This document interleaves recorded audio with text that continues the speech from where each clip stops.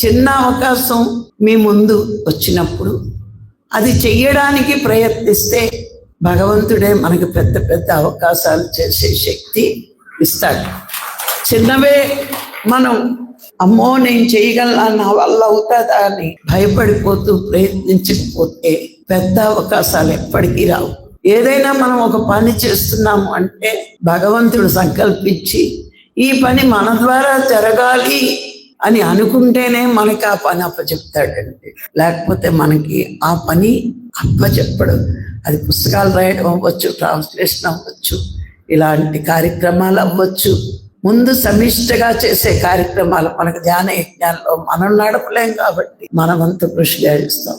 తర్వాత ఒక జ్ఞాన యజ్ఞం చేసే శక్తే మనకు వస్తుంది. ఇప్పుడు ధ్యాన యజ్ఞమే కదండి, కానీ ఇక్కడ ఏంటి ధ్యాన యజ్ఞం అంటే ధ్యానం ధ్యానం ధ్యానం. అసలైన యజ్ఞాలు ఇవే. మరి ఇవి చేసే శక్తి ఇచ్చేటంటే ఆయన గత జన్మల్లో ఏదో చిన్న చిన్నవి చేసి పెద్దది చేసే శక్తి సంపాదించుకుని భూమి మీదకి వచ్చాడేమో అన్ని చేయగలుగుతున్నాడు.